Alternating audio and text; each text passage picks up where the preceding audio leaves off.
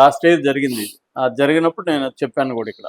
So గుద్దేశారు కానీ అతను పడ్డాడు, చెయ్యి ఇరిగింది. మనిషి అయితే బతికాడు.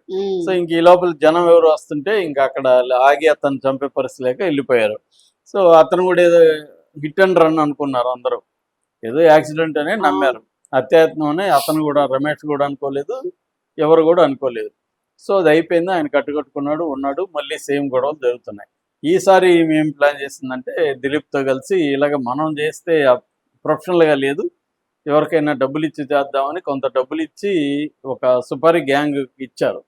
ఈ మధ్య సుపారీ గ్యాంగ్ ఎక్కడ చూసినా వాళ్ళు 2 లక్షలు 3 లక్షలు కూడా మటన్ అమౌంట్స్. మా కడప జిల్లాలో చెప్పుకుంటారు, మా రాయలసీమలో బిర్యానీ బీర్ తీసిస్తే కూడా చంపేసేవాళ్ళు ఉంటారని.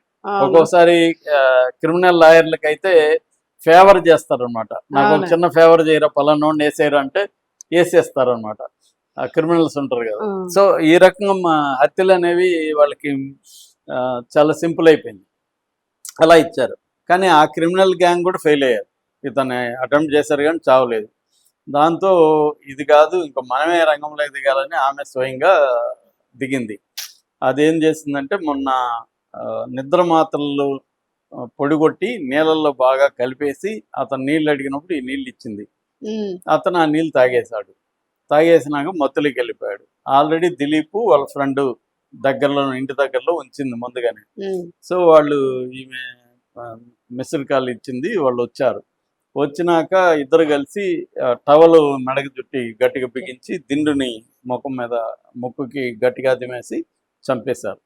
చంపేసి వాళ్ళు వెళ్ళిపోయారు. ఈమె హార్ట్ అటాక్తో చనిపోయాడు, కుప్పకూలిపోయాడు. ఉన్నట్టుండి నీళ్ళు అడిగాడు, నీళ్ళు ఇచ్చాను, గుండె పట్టుకున్నాడు, అది ఇది ఒక డ్రామా ఆడింది, ఏడ్చింది. అంతా జనం అంతా కూడా నమ్మారు.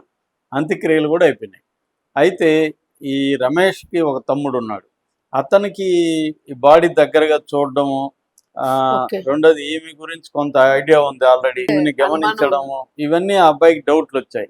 ఆ అబ్బాయికి కానీ ఆ అబ్బాయి గట్టిగా చెప్పలేక సైలెంట్గా ఉన్నాడు. కానీ అంత్యక్రియలు అయిపోయినాక, అంత్యక్రియలు అంటే పూడ్చారు, అతను కాల్చలేదు, బాడీని కాల్చలేదు.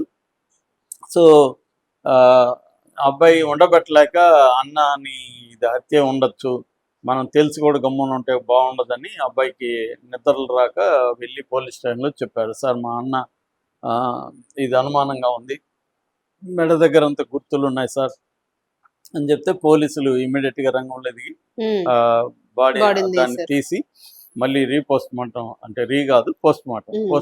చేశారు. పోస్ట్ మార్టంలో క్లియర్గా ఇది హత్య అని తెలిసింది. దాంతో ఏమైనా పట్టుకున్నారు. ఈ ఫోన్లు అవన్నీ చూస్తే దిలీప్ వచ్చాడు రంగంలోకి. ఇంకా పోలీసులు ఏముంది, సో ఇద్దరికి ఏదో కోటింగ్ ఇచ్చారు, దాంతో మొత్తం విషయం చెప్పారు.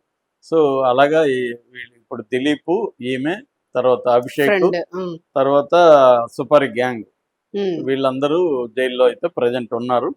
మేబీ 2 కోట్లు వస్తుంది కాబట్టి ఈమె ముందు ప్లాన్లే ఉంటుంది వీళ్ళకి. ఏముంది, కొన్ని లక్షలు ఖర్చు పెడితే బెయిల్ వస్తుంది, లాయర్లు దొరుకుతారు, పోలీసులకు కూడా మంచిగా ఇస్తే రేపు ఛార్జ్ షీట్లో అందరూ పోలీసులు చేస్తారని కాదు, పాసిబిలిటీస్ ఉన్నాయి. సో ఇవి ఒకవేళ పోలీసులు గట్టిగా చేసినా దీన్ని నిరూపించడానికి కోర్టులో విక్టిమ్ తరపున గట్టిగా ఉండాలి. ఎప్పుడైనా చాలా సార్లు మనకి ఇండియాలో 33,000 నుంచి 35,000 మర్డర్స్ పర్ ఇయర్ జరుగుతాయి. కానీ కన్విక్షన్ రేటు వెరీ లో ఉంటుంది. ఎందుకంటే విక్టిమ్స్ వైపు నుంచి గట్టిగా పోరాడాలి. వాళ్ళు 2 రోజులు పోరాడతారు, వాళ్ళ సమస్యలు ఎవరు ఉంటాయి, ఇంక పోయినోడు ఎలాగ రాడు, మన దీని మీద మళ్ళీ ఖర్చు పెట్టి ఎందుకులేని సైలెంట్ అయిపోతారు. అందువల్లనే హత్య చేసిన వాళ్ళు సార్ పోలీసులు కూడా వాళ్ళకి ప్రెజర్ ఎక్కువ ఉంటుంది, స్టాఫ్ తక్కువగా ఉంటారు. ప్రతి కేసుని వాళ్ళు ఇన్వెస్టిగేట్ చేసి టైట్గా ఇవి చేసి తర్వాత పబ్లిక్ ప్రాసిక్యూటర్ గట్టిగా ఇవన్నీ జరగవు అనమాట, క్లోజ్ చేసేస్తారు. రెండోది ఆల్రెడీ 5 కోట్ల కేసులు పెండింగ్ లో ఉన్నాయి. అందుకనే హత్య కేసులు ఎందుకు పెరుగుతుంటాయంటే దొరుకుతామని అందరికి తెలుసు, దొరకమనే చేస్తారు ప్లానింగ్ అంతా. వర్స్ట్ లో దొరికినా కూడా ఈ సిస్టమ్స్ ని మేనేజ్ చేసుకోవచ్చు అన్న ఇది వాళ్ళకు ఉంటది. కాబట్టి ఇంత విచ్చలవిడిగా హత్యలు జరుగుతున్నాయి ఇండియాలో. చేయలేరు, కానీ ఓవరాల్ గా పోయాడు, 2 కోట్లు ఇవి రావచ్చు రేపు పొద్దున్న చెప్పలేము. రాదు, అంటే ఇన్సూరెన్స్ కూడా రాదు కదా, చంపింది వీళ్ళే అనేసి తెలిసిపోతుంది, ఇన్సూరెన్స్ కూడా రాదు. మేబీ మరి వీళ్ళిద్దరూ బయటకు వచ్చి ఏం చేస్తారో చూడాలి.